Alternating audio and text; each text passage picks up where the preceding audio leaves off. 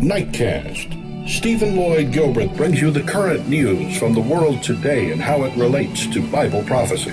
Understanding the end-time events leading to a peaceful world tomorrow. Ladies and gentlemen, Stephen Lloyd Gilbert. Good evening, friends, and welcome to this April 24, 2014 edition of Nightcast. Netanyahu says Abbas must abandon unity deal with Hamas. That's our opening story for tonight. For the last 9 months, the U.S. Secretary of State John Kerry has been making one more push to try to settle the Palestinian-Israeli conflict. It wasn't open-ended. Next Monday was supposed to be the deadline. But for some weeks it's been clear that after 20 years of on-off negotiations, yet another round of talks was failing. In his office at the Ministry of Defense in Tel Aviv, I asked Israel's Prime Minister Netanyahu what was his alternative to the talks with President Abbas. Well, it depends on President Abbas, the Palestinian leader. He made a decision. He made a decision, instead of choosing to embrace peace with Israel, he made a pact with Hamas, a terror organization committed to Israel's destruction. You can have peace with Israel or a pact with Hamas. You can't have both. To destroy the Palestinians say that you continue to take their land, to build and extend settlements, that you're not serious about a peace process. The core of the conflict is the persistent refusal, decades upon decades upon decades, of the Palestinians and some others in the Arab world to recognize the Jewish state in any boundary. And what has happened yesterday was a tremendous reverse for peace, because the Palestinian president not only refused to recognize the Jewish state, he embraced the very people who call for the outright destruction of the Jewish state. I hope he changes his mind. The decision of President Abbas to make a unity agreement with Hamas 7 years after the Palestinians' bloody split was a sign that he didn't expect to get what he wanted from Israel. Other attempts to settle the differences between Hamas and Fatah, President Abbas's faction, have all collapsed. There's no guarantee this one will work. But Palestinians, as much as ever, don't believe Israel really wants peace. It saw in the reconciliation as an excuse to finally end the peace talks and to continue with its unaccountable process of land grab and settlement building and so on. I think that Netanyahu is disingenuous. He is not committed to peace. He is committed to greater Israel. And friends, there's more to that story. I just wanted to pause it right there, though, and let you know the BBC does try to represent both sides of an issue. So interjected into this story, you just saw one side of it. I'll have more comment after the story finishes. The long fight between Palestinians and Israelis, this was a week ago in Jerusalem, has been overshadowed in the last 3 years by the tumult elsewhere in the Middle East. But all the issues that have made this place so volatile for generations remain. That's why the Americans have tried yet again to get them talking, and why what looks like another failure matters. You know, friends, in spite of all the wonderful efforts on behalf of many, and also in spite of the, let's just say in spite of the wonderful efforts, there have been some efforts that have been not so wonderful to try to make peace in Israel.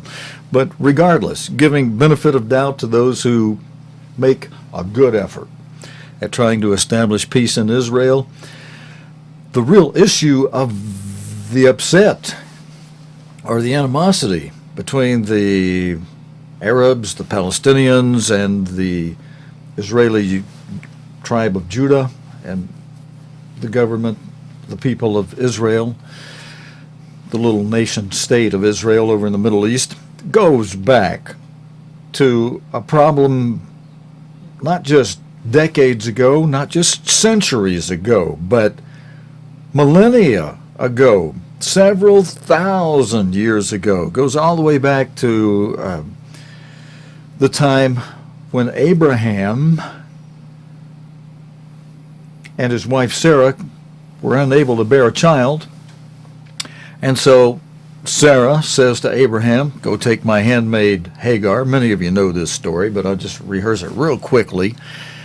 And so Ishmael was born to the Egyptian handmaid Hagar, the handmaid of Sarah.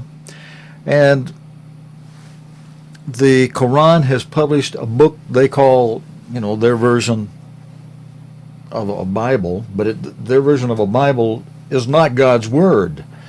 They claim in that Quran that God had Abraham take Ishmael up on a mountain to sacrifice him, and that the son of promise is Ishmael, and they try to pawn that story off on people. That's an untrue story. The real story is in the Holy Bible, the word of God, the word of Jesus Christ under God the Father. Jesus Christ, who came in the flesh, who upheld the Father's law, a law of love. And the promises in the Holy Bible, in God's Word, God tells the true, real story. The promise of inheritance was given to the legitimate son. Yes, Ishmael was indeed a son of Abraham, but only through the Egyptian handmaid Hagar. And God refers to the legitimate son, which, without saying it directly, infers that the other son is an illegitimate son, and yet God in his mercy promised the mother of the illegitimate son that son would be blessed with a huge offspring. God could see how this could work, because God has an enemy who God formed as the archangel Lucifer, a wonderful archangel placed in charge of this whole world, with 1/3 of the angels under his charge. And Lucifer, in his thinking, have the ability to have, Lucifer had the ability to have free moral agency. And so he got it in his mind that he is one of the most beautiful created beings and powerful beings, with all these angels under him, 1/3 of the angels. He got the perverse idea that he could go up, and he got that on his own. God did not put that in his head. God, in fact, many of the words we have in the English language, they actually came into vogue sometime before man, even. The word shocked. God was shocked when Lucifer showed up at his throne with 1/3 of the angels in warfare against the great God, in an attempt to try to take over God's throne. Well, it didn't work. God threw him back down onto this earth. God left him on the throne of this earth as the God of this world. But then God formed man, and of man God had the Word to be born via Mary, through the human flesh of Mary, and to come and to pay the penalty of sin, which God set up. And why did he do that? To prove that he could create a being with free moral agency who would choose, and with the power of God's Spirit, be able to resist the opposition the enemy, Satan, would give against the choices of right versus wrong. The ultimate aim being God recreating himself into a large family of beings who cannot sin, who have chosen in this life of the flesh, of the mortal, to not sin, and using God's Spirit to resist sin, proving themselves, building character, something God cannot just give to a person. It has to be built like muscle. It has to be built through the exercise of pushing weights, or some kind of exercise. Well, building character is the same way. You have to exercise right choices. And God's whole purpose is to create a large family, a family of beings who will not sin, who will tell the truth. One of the aspects of God's law, one of the commands of God's law of love, is to not bear false witness against your neighbor, not steal from him, not commit adultery with his wife, not covet his goods and want to take them from him, and to love your neighbor. And again, to not bear false witness against him. And the Arabs, through Ishmael, through the Quran, they they teach their people that Ishmael was the son of promise and to have the land that was promised to Israel via the son Isaac. That's the issue. That's where the issue goes back to, and that goes back thousands of years ago. And the only way it's going to be settled is really Jesus Christ is going to have to return, take charge of this earth after he demolishes all of the governments of this world that are going to come out and fight against him in the Battle of Armageddon.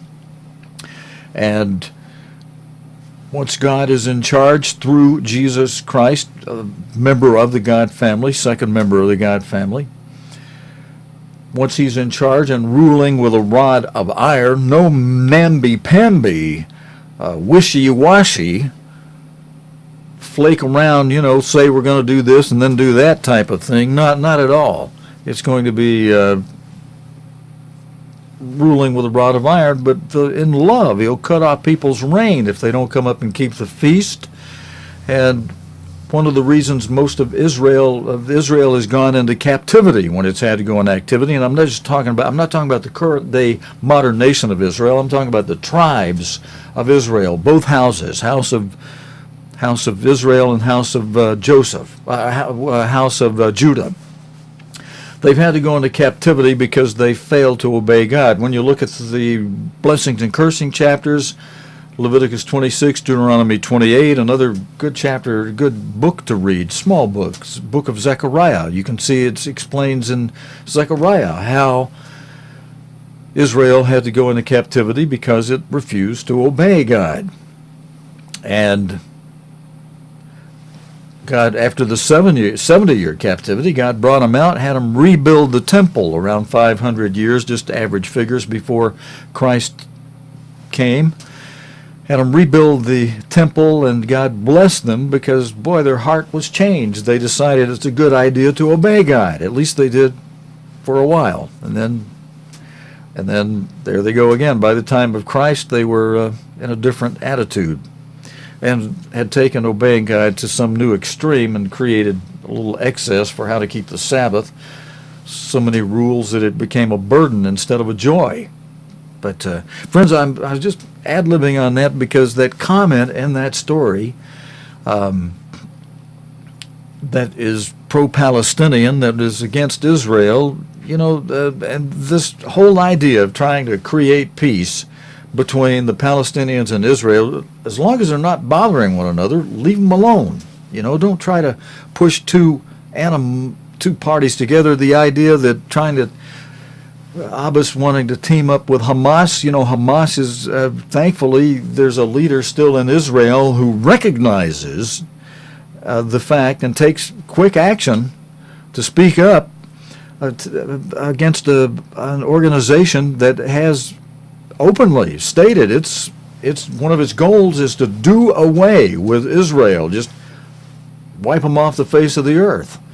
And with the boss wanting to team up with an organization with that goal in mind, Netanyahu very wisely said, no way we're going to make peace with someone with that kind of goal, with that open goal there to it.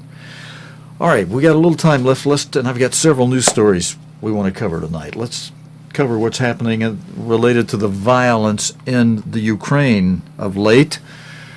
In eastern Ukraine, the violence there has weakened still further the prospect of an end of the crisis, as was agreed in talks last week in Geneva. There has been fighting today between the Ukrainian forces and pro-Russian separatists, which has left 5 people dead. Russia has begun fresh military exercises along the border in response and is again threatening consequences. BBC correspondent Daniel Sanford has been to Slavyansk, which saw the worst of the fighting. Ukrainian government troops just outside the rebel stronghold of Slavyansk. It was part of what Kiev calls its anti-terrorism operation against the armed militia that has been taking government buildings, police stations and even whole towns in eastern Ukraine. It lasted about an hour before the Ukrainian forces retreated. A few hours later, we watched as the armed rebels swarmed back onto the barricades, though they told us that one young man, Alexander Lubinets, had died. Again, the details of the incident are unclear, but it appears to have been an attack by the Ukrainian army from the north on a checkpoint held by pro-Russian protesters. The Russian defense minister immediately said he was restarting military exercises. As heavy armor rolled near the Ukrainian border, President Putin warned that Kiev's decision would have consequences. Если действительно режим If the regime in Kiev has indeed started to use the army against its own population today, it's without any doubt a very serious crime against its people. In fact, much of the Ukrainian army operation has been without violence and is an attempt to show they have some control in the east. We're in a situation now where both sides are running checkpoints on the same road. This is a government checkpoint, but a few miles down the road there's one run by the protesters, and a few miles up the road there's another one run by the protesters. And with many government buildings and police stations still in rebel hands, the US president was putting the blame firmly on Russia. We have seen them not abide by the spirit or the letter of the agreement in Geneva. And slowly but tragically the death toll rises.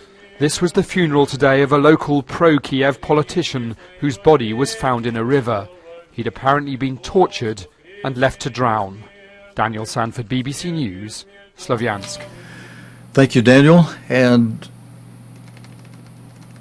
friends, in another video, Russia, Kerry says, who's in the U.S. Secretary of State John Kerry, who is over in Ukraine, says Russia is trying to create chaos.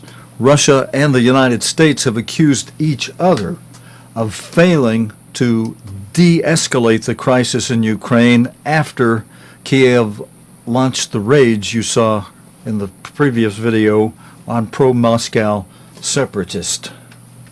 Having failed to postpone Ukraine's elections, having failed to halt a legitimate political process, Russia has instead chosen an illegitimate course of armed violence to try and achieve with the barrel of a gun and the force of a mob what couldn't be achieved any other way.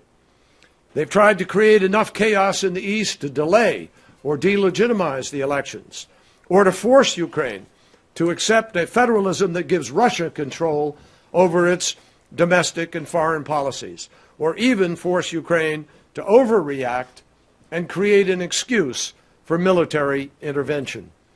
This is a full-throated effort to actively sabotage the democratic process through gross external intimidation that has brought inside Ukraine, and it is worse even. We have seen this movie before. We saw it most recently in Crimea, where similar subterfuge and sabotage by Russia was followed by a full invasion. An invasion, by the way, for which President Putin recently decorated Russian special forces at the Kremlin. And friends, what is Putin's response? Putin has warned Ukraine that there could be consequences. Abandoned and in flames, a pro-Russian checkpoint on the way to the eastern Ukrainian town of Slavyansk. Some progress finally, perhaps, in the Kiev authorities' much-trumpeted operation to re-establish their control here. But what's the real significance of this move, and what's the potential cost in terms of inflamed tensions on the ground and anger in Moscow?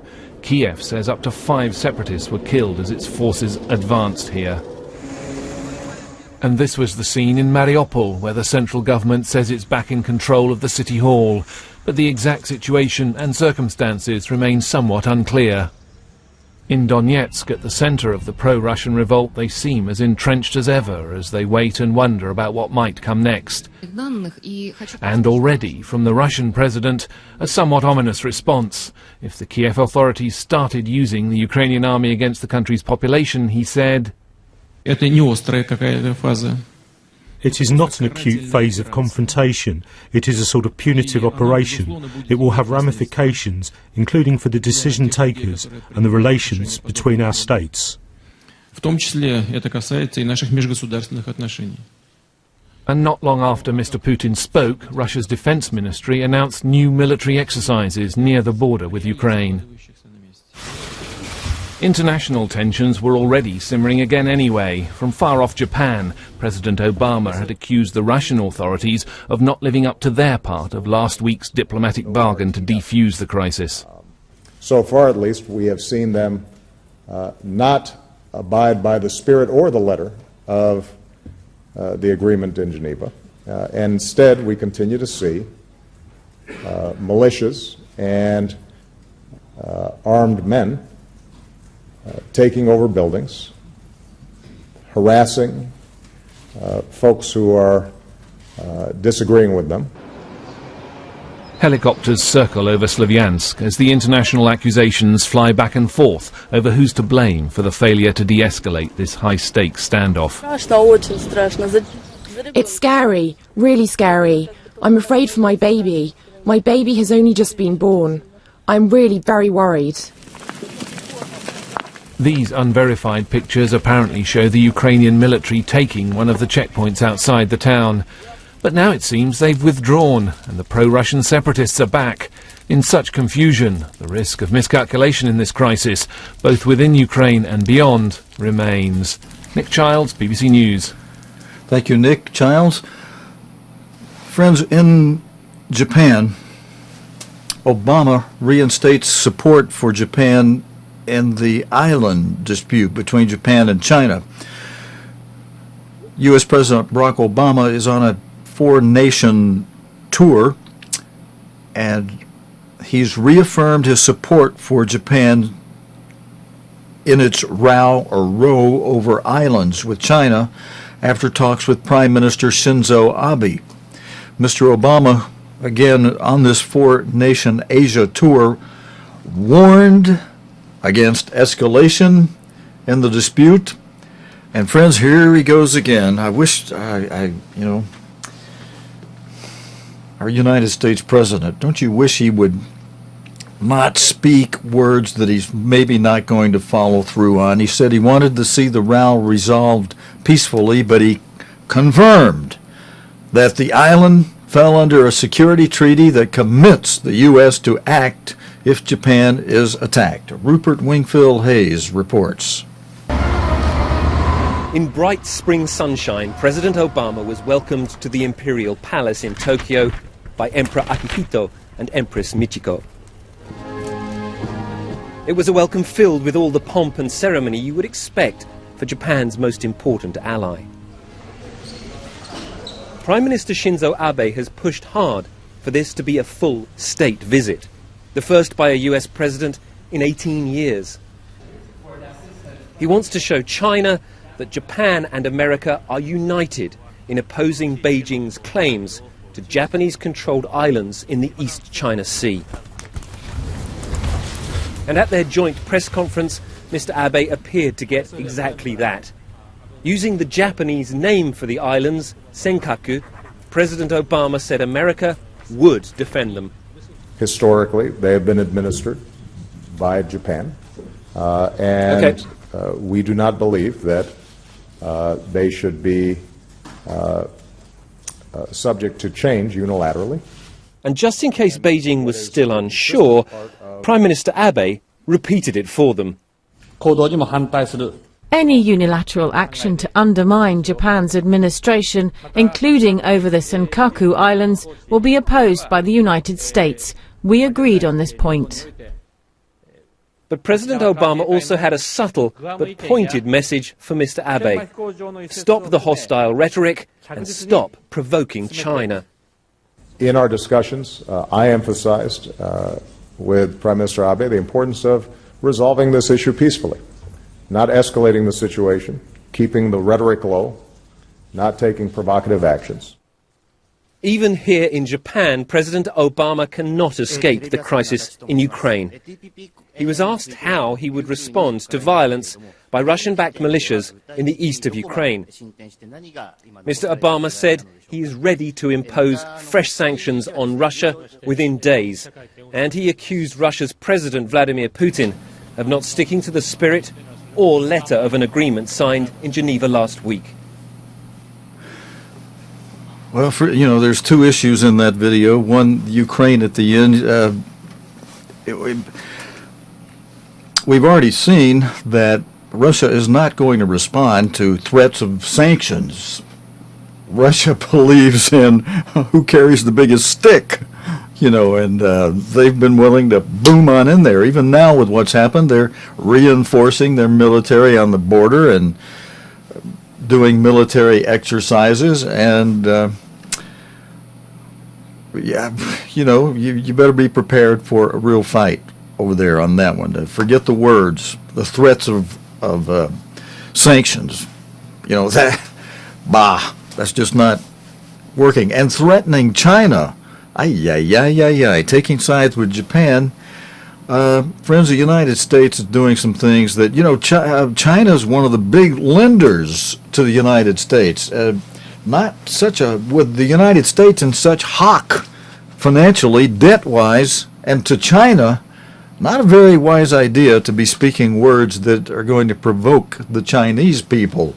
We've already shown when the video we showed last night, we've already shown that the China ship that was coming in, the United States turned on its sirens, and that China ship didn't stop for the U.S. And what did the U.S. do? Did it exercise its right in its claim that it has with Japan to proceed with military action against that Chinese boat? No.